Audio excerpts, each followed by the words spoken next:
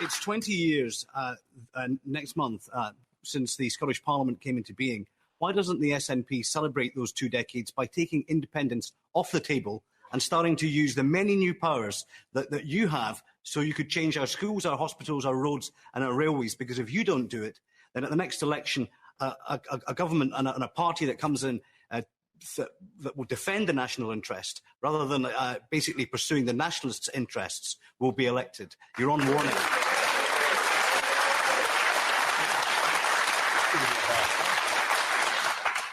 Yes, you're getting a bit of a hard time. Yes, I haven't actually yet come to Mike on the original question, so very briefly, if you would. We heard about food banks. We know that welfare is still controlled by Westminster. We know that there is unrealised potential in this country with the resources, both economic, but also the talent of the people.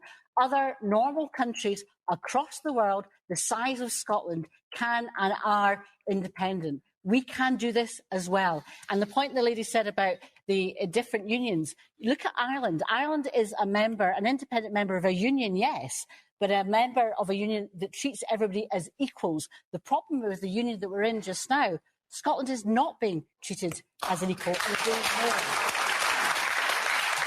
Michael Forsyth. So the original question was on, given what's happening with Brexit, on what planet do the SNP believe Scotland leaving the Union is for the good? Obviously, I think the gentleman said, given the carnage that would follow Brexit, I don't accept that there'll be carnage following Brexit. I believe that we are a strong country and they were very capable of governing ourselves. And the problem I have with the SNP saying that they want to remain in the European Union is the point that was made by the lady over here, which is the most effective slogan during the independence referendum was, we should make the laws which apply in Scotland in Scotland. How that works, if you're going to be in the European Union where the laws are made in Brussels and you would have less say, I don't know.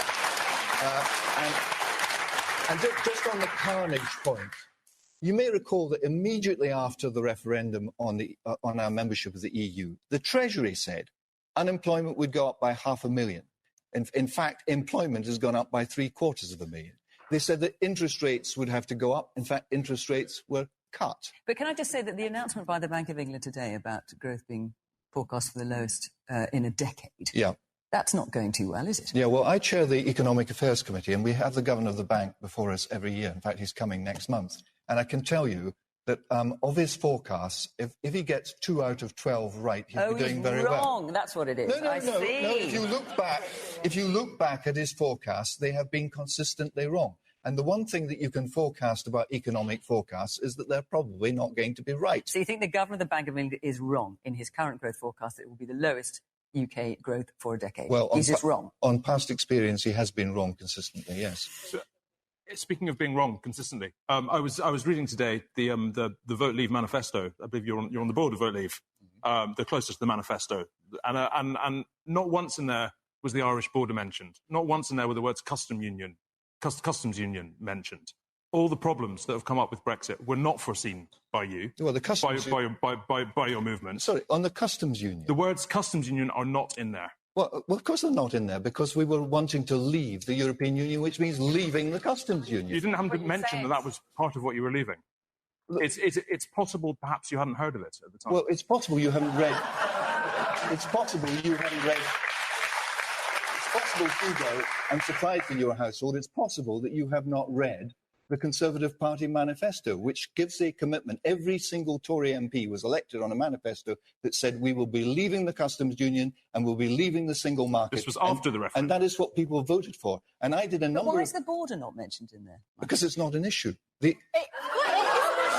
Seems to be a bit of an issue. It's not. Well, it's an issue by those people who are trying to reverse the result of the referendum. The EU what do you think of the response you get from the audience when you say that, Michael? People are just laughing. I think it's because they've been listening to the BBC, who's made this an issue when it's not an issue. Oh, it's our fault.